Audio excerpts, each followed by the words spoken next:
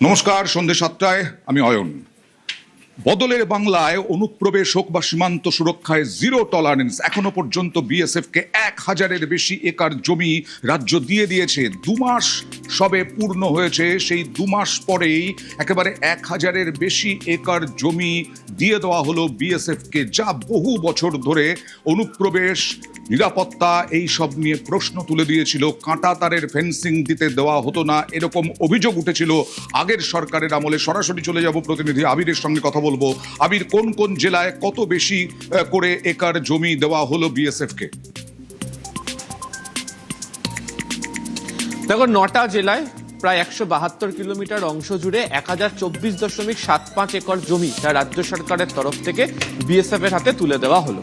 তুমি জানো যে রাজ্যের নতুন সরকার আসার পরই রাজ্য মন্ত্রিসভার প্রথম বৈঠকেই বলা হয়েছিল যে জাতীয় সুরক্ষা ফার্স্ট প্রায়োরিটি, এবং বছরের পর বছর এর আগের সরকারের কাছে বিএসএফ বা কেন্দ্রীয় স্বরাষ্ট্র মন্ত্রকের তরফ থেকে বারবার ধরে জমি দেওয়ার জন্য আবেদন করা হয়েছিল, কিন্তু জমি নানা কারণে দেওয়া হয়নি বা তারা জমি পাননি। যে কারণে অনুপ্রবেশের মতো সমস্যা নিয়ে বারবার ধরে কেন্দ্রের তরফ থেকে একাধিক দায়িত্বপূর্ণ ব্যক্তিরা তারা সরব হয়েছিলেন। এবং তুমি জানো যে গত সপ্তাহের শেষেই মুর্শিদাবাদ গিয়েছিলেন মুখ্যমন্ত্রী শুভেন্দু অধিকারী, এবং তিনি সেখানে মুর্শিদাবাদের প্রসঙ্গের কথা উল্লেখ করেন যে সেখানে সেই জেলাতে কিভাবে জমি বিএসএফ এর হাতে তুলে দেওয়া হচ্ছে এবং সেই কাজও কতটা দ্রুত গতিতে এগিয়েছে। আজকে মুখ্যমন্ত্রী নিজেই একটি হিসেব দিয়েছেন, সেখানে তিনি উল্লেখ করেছেন মুর্শিদাবাদে সব থেকে বেশি জমি দেওয়া হয়েছে 337 একর, তারপরে উত্তর 24 পরগনায় 242 একরের কাছাকাছি, কোচবিহারে 135.33 একর, মালদাতে 176.78 একর, নদিয়াতে 95.11 একর, দক্ষিণ দিনাজপুরে 26.41 একর, দার্জিলিং এর ক্ষেত্রে 4.31 একর, উত্তর দিনাজপুরের ক্ষেত্রে 6.61 একর, জলপাইগুড়ির ক্ষেত্রে 2.17 একর। ফলে সব মিলিয়ে যেটা বলছিলাম, প্রায় 172.6 কিলোমিটারের জন্য 1024.75 একর জমি তা রাজ্য সরকারের তরফ থেকে বিএসএফ এর হাতে তুলে দেওয়া হলো। একদম আবির, যেটা বলছিলে যে ভারত বাংলাদেশ সীমান্ত অনেক জায়গাতেই কাঁটাতার নেই, এই সব জায়গায় এবার কাঁটাতারের বেড়া দেবে বিএসএফ। সীমান্তে কাঁটাতারের জন্য জমি দিয়ে মিলছে স্বস্তি, সুরক্ষা, খুশি সীমান্ত এলাকার বাসিন্দারা।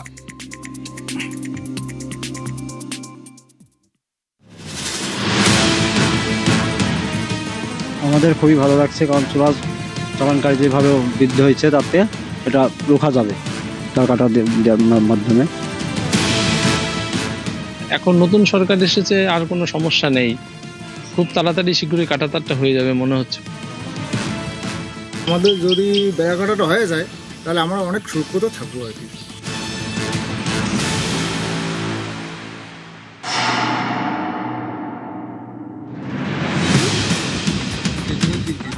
কখনো চোরাচালান, কখনো অনুপ্রবেশ, কখনো আবার বাংলাদেশ থেকে এসে লুটপাট করে চলে যায় দুষ্কৃতীরা। বর্ডারের মানুষ জানেন, কাঁটাতার না থাকলে ভয়ে রাতে জেগে থাকতে হয়। ভারত বাংলাদেশের অরক্ষিত সীমান্তে এবার বসবে কাঁটাতার, কাজও শুরু হয়েছে। এতে সীমান্ত এলাকায় স্বস্তি, স্বাধীনতার হাওয়া, ওপারের পাচারকারী দুষ্কৃতীদের উপদ্রব থেকে, ভয় থেকে মুক্তি।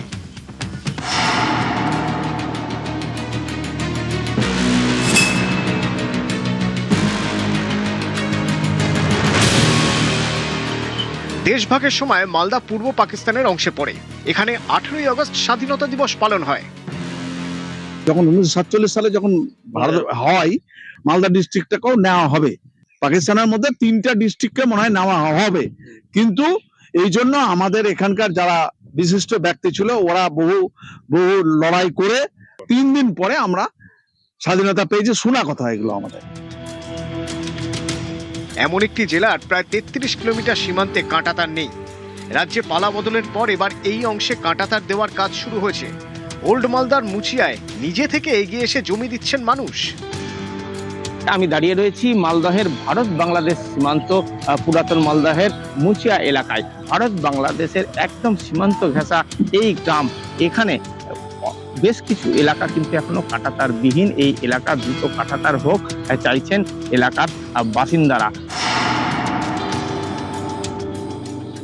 আমরা চাই তা হয়ে যাক। এটা নতুন সরকার তো বলেছে হবে, হলে খুব ভালো হয়। আপনারা আশা দেখছেন, খুশি? হ্যাঁ, আমরা খুব এটা হলে খুবই খুশি হবো। আমরা সুবিধা হবে কি, বাংলাদেশ থেকে যেটা আমাদের অনুপ্রবেশকারী আসতো সেটা হয়তো বাধা পাবে, তারপরে গরু পাচারটা যে হচ্ছে সেটা হবে না।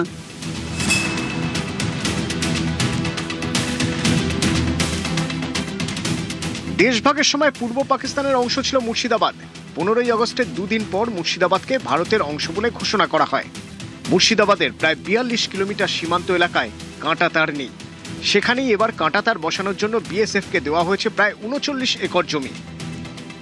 মাঝে মধ্যেই বাংলাদেশ থেকে অনুপ্রবেশকারীরা ঢুকে চুরি ডাকাতি, জমির ফসল এবং পাচারের কাজ করত এবং এই এলাকার মানুষের জীবন অতি কষ্টে কাটত। কিন্তু নতুন সরকার আসার পরেই ফেন্সিং দেওয়ার উদ্যোগ নিয়েছে। ইতিমধ্যেই বেশ কিছুটা হলেও ফেন্সিং দেওয়ার কাজ শুরু হয়ে গেছে।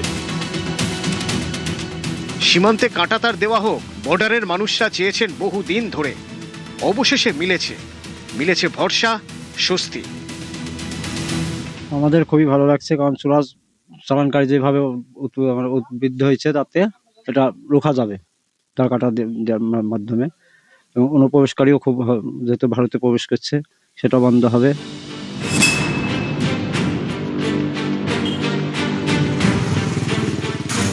দেশভাগের সময় নদিয়াও ছিল পূর্ব পাকিস্তানে। 18ই আগস্ট ভারতের অংশ বলে ঘোষণা করা হয়। নদিয়ার সীমান্তের একটা বড় অংশে কাঁটাতার নেই। সেই কাঁটাতার বসানোর জন্য অনেকেই জমি দিয়েছেন। বানপুর মাটিয়ারি এলাকার বিজয়পুর সীমান্ত, ভারত বাংলাদেশ সীমান্ত এলাকা, আমার ঠিক বাদিকে যেখানে রয়েছে নতুন করে সীমান্তে কাঁটাতারের কাজ চলছে। এখানকার যারা স্থানীয় বাসিন্দা রয়েছে, কয়েক পুরুষ ধরে বসবাস করছেন, তারা অনেকেই জমি ইতিমধ্যেই দিয়ে দিয়েছেন এবং সেই জমির উপরেই নতুন করে কাঁটাতারের কাজ শুরু হয়েছে। স্বাভাবিকভাবেই এখানকার বাসিন্দারা খুশি। আমাদের এখানে গেদে মৌজায় প্রায় 3 কিলোমিটার কাঁটাতার এখনো বাকি আছে, হয়নি। তা আগের সরকার একটু ঢিলেমি ছিল, জমিটা একটু হস্তান্তর করতে ডিস্টার্ব ছিল। এখন নতুন সরকার এসেছে, আর কোনো সমস্যা নেই। খুব তাড়াতাড়ি শীঘ্রই কাঁটাতারটা হয়ে যাবে মনে হচ্ছে। হয়ে গেলে আমরাও খুব নিরাপত্তার দিক থেকে খুব ভালোভাবে এখানে থাকতে পারবো।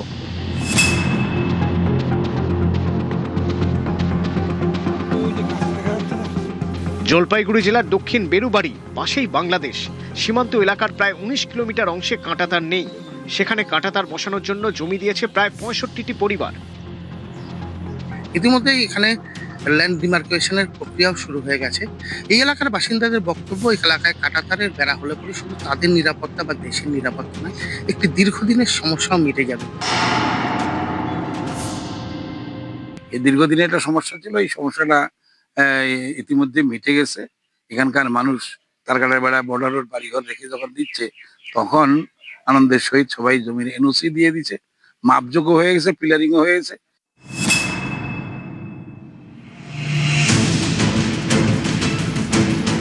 কোচবিহারের প্রায় 100 কিলোমিটার সীমান্তে কাঁটাতার নেই। সেখানে কাঁটাতার বসানোর জন্য জমি দিয়েছেন অনেকেই। সরকার ইতিমধ্যে উদ্যোগ নিয়েছে এবং স্বেচ্ছায় সীমান্তবর্তী এলাকার সাধারণ মানুষ জমি দান করেছে। তারা যেটা জানাচ্ছেন, রাষ্ট্রের সুরক্ষা সবার আগে। রাষ্ট্র সুরক্ষিত থাকলে তারাও সুরক্ষিত থাকবেন। ইতিমধ্যে এই কাঁটাতারের বেড়া দেওয়ার কাজ শুরু করেছে সরকার, যার ফলে খুশি কোচবিহারের সীমান্তবর্তী এলাকার সাধারণ মানুষ। আমরা দিয়েছি কেন, আমার সুরক্ষা থাকার জন্য দিয়েছি, এবং যে ওদের যে বাংলাদেশি লোক আছে এবং আমরা আবার সুবাদ করি, ও ফসল নষ্ট করে দেয়। হ্যাঁ, রাত্রিবেলা তো কত ফসল নষ্ট করে যায়। আমাদের যদি বেড়া কাটাটা হয়ে যায় তাহলে আমরা অনেক সুরক্ষিত থাকবো আর কি। নিউজ 18 বাংলা।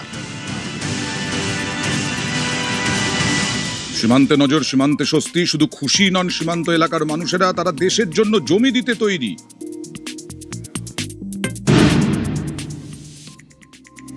আমরা খুব আনন্দিত। কাঁটাতারের বেড়া হলে আমাদের খুব ভালো হবে। তো একটাই আবেদন, যে 150 মিটার দূরে, বর্ডার থেকে 150 মিটার দূরে আসলে খুব সুন্দর হয়। তার কাটা এখনই বসে গেলে এখনই আমাদের সুন্দর হয়ে যায়। এখন অনেক ভয়, আমাদের মাঠে ক্ষেত আছে, পাট আছে, সব বাংলাদেশের লোক গরু টরু চুরিকে নিয়ে চলে যায়। আমরা কিছু বলতে পারি না, রাত্রে ঝামেলা করে কখন কি হয়ে যায় বলা মুশকিল।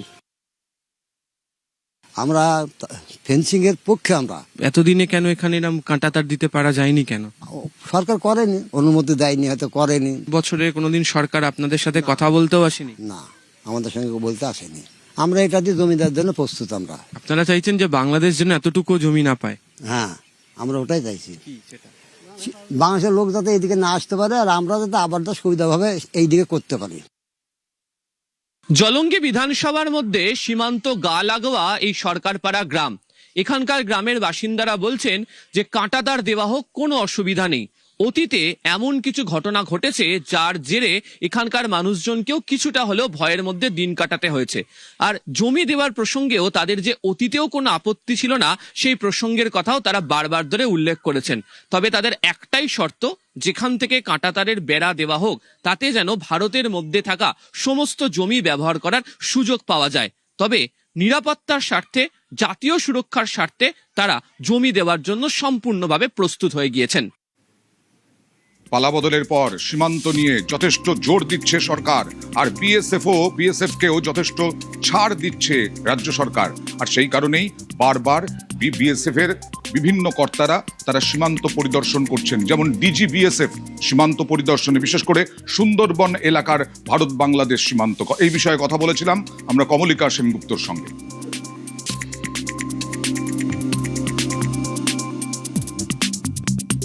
ডিজি প্রবীণ কুমার তিনি নিজে গত 11ই জুলাই থেকে 14ই জুলাই এবং প্রতিদিন তিনি এই প্রত্যেকটা যে সীমান্তবর্তী জায়গা রয়েছে সেখানে গিয়ে কিন্তু নিজে পরিদর্শন করছেন, এবং যেরকম আমাদের কাছে হাতে এসে পৌঁছেছে এক্সক্লুসিভ তার ছবি, সুন্দরবন যে এলাকা আছে সেই সুন্দরবন এলাকা, দক্ষিণ 24 পরগনার বিস্তীর্ণ এলাকা, সেই সমস্ত জায়গায় গিয়ে তিনি দেখেছেন যে কিভাবে কাজ হচ্ছে এবং কতটা কাজ এগিয়েছে। মুখ্যমন্ত্রী তিনি টুইট করেছেন যে 1000 একরের বেশি জমি দিয়ে দেওয়া হয়েছে। নিউজ 18 বাংলায় প্রথম চ্যানেল যারা পৌঁছেছিল এই সীমান্তে, সেটাও আমরা দেখিয়েছিলাম। সেখান থেকে দাঁড়িয়ে খুলনা প্রহারী যারা রয়েছে তাদের সঙ্গে তিনি বিশেষ বৈঠক করেছেন এবং এই বিভিন্ন জায়গায় পরিদর্শন করবেন।